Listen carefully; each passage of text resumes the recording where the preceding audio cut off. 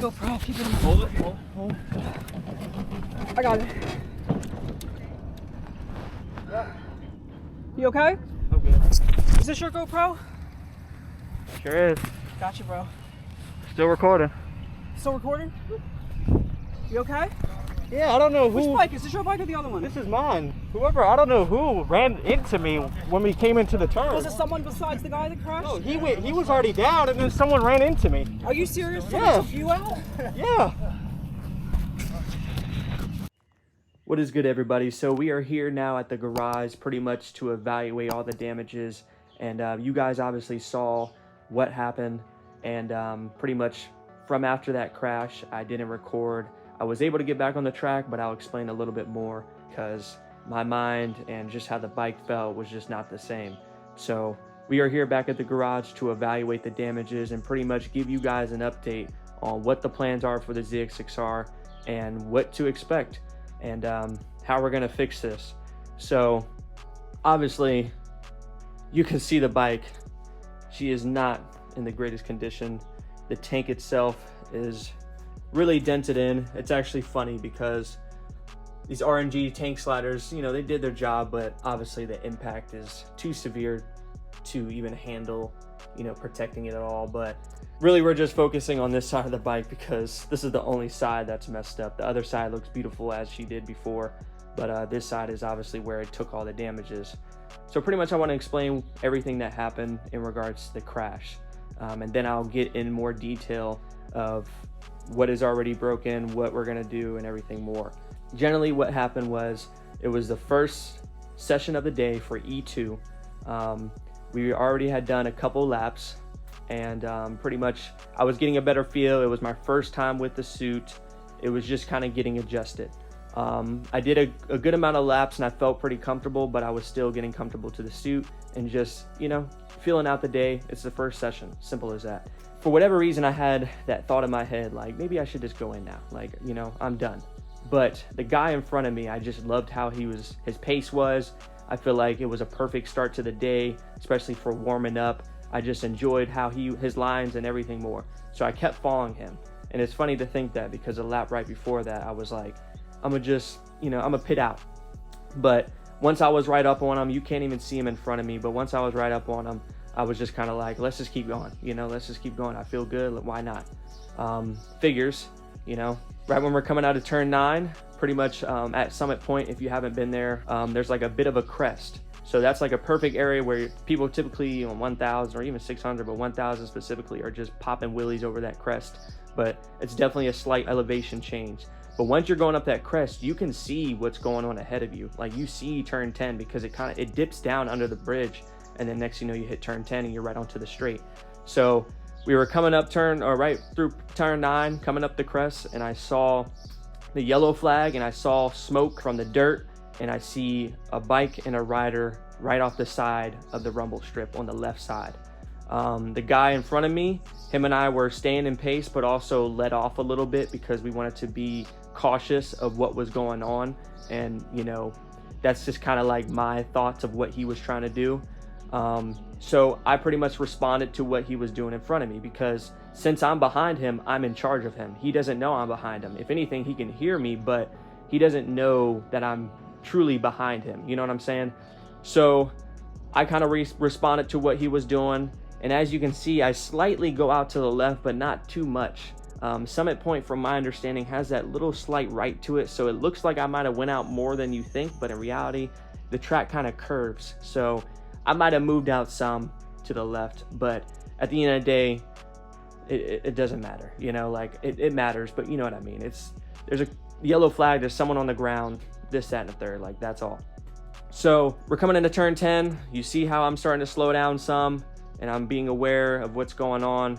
And next thing you know, the R1 just comes out of nowhere and smacks my front clip on, and that pretty much wipes me out completely. I mean, literally, I've never been wiped out like that. It's like, you know, when you have someone by their shoulders and you just sweep your leg and then swipe them out. That's literally how it was for me. Like the bike just said, shoot, slipped right under me. So luckily enough, I was wearing my new suit. Like I said, I hit the ground pretty good, but the airbag deployed, and that is really my biggest, the most happiest thing I'm about, because I just got the suit and the airbag deployed and it did exactly what it was supposed to do. Sadly, my gloves got a little tore up and I actually messed up my finger a little bit, my pinky and my thumb. But other than that, it's healing. We're good to go. I feel good. And honestly, I have no pain whatsoever to this moment. So also, this video is like 2 weeks after that whole incident. So, you know, that's why we're here today, just to kind of rekindle. I needed some time, you know, to kind of like get my thoughts together and everything more, and just take a little break. But yeah, I've done a couple things to the bike, nothing too much. Currently right now, we'll just go over the damages. You can obviously see that the tank is really messed up, but you probably saw in the background that we got a used tank, honestly in really good condition. So that's going to be replacing this, and it seems like the bike's going to be black rather than white. So that's kind of the first hint of where we're going with the bike. But yeah, man, generally shout out to the boys. They were able to get me back on the track, and that's one reason why I'll tell you guys right here and right now, it is best to be always prepared when it comes to the track days, because you never know what's going to happen. Obviously, I street and track this bike, so it was like a dual purpose, but having spare parts or having aftermarket parts, specifically Woodcraft, shout out to Woodcraft. Whenever I bought these rear sets, I got pegs just as replacements, just in case, because I didn't want to, you know, go down and have an issue. Like, these grinded down all the way to here, so I still had that room to put my foot, but obviously this is a lot more that's usable, but this is enough to at least ride the bike, get it off the track or whatever it is, you know. So I replaced those, or replaced that, and then I had a spare bar. As you can see, there's a black one, that's originally what it was, and then there's a silver one now. So I had the bars, and literally we popped a new bar, put a new peg, and we got back on the track literally just like this. I still had the windscreen on, but it was like all cracked up and everything. But currently right now, we got a zero gravity Corsa windscreen to replace it. So the build is, you know, we're in the process of getting the bike back together, man. But generally when it comes to is the bike's repairable. It doesn't look great, but it's more of just the aesthetic part that doesn't look great. You can see on the tail section, I mean, it really got messed up. Luckily enough, no wires got pulled. There's nothing really broken other than just the integrated tail light. Here's all the pieces and shit. But the subframe might be bent a slight bit, but I don't really care. That's fine. But generally, all we have to do is just get a rear section, get some more fairings, and even if all I need is this fairing, because the bike just didn't feel the same whenever I got back on the track. I'm so used to the tank grip being right here, but also this extra fairing being right here. So I had to ride it like this, and it just felt odd because I had no grip. And also I took this off too. There was a tank grip there too, but it wasn't doing nearly what this fairing does for me. So shout out to my boy Birdie. He had a frame slider on standby for me, so that was great to know.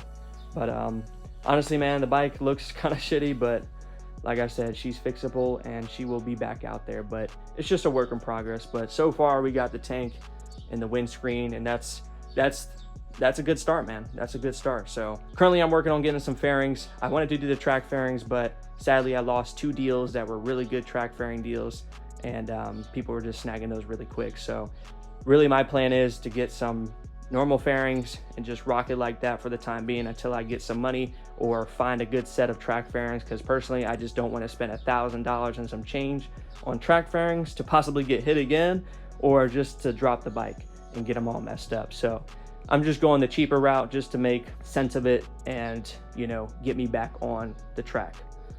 So pretty much what I'm saying is this bike is truly going to be a track bike like I always dreamed to have. And we're working on something, and there will be a video with maybe something new. So you guys stay tuned for that.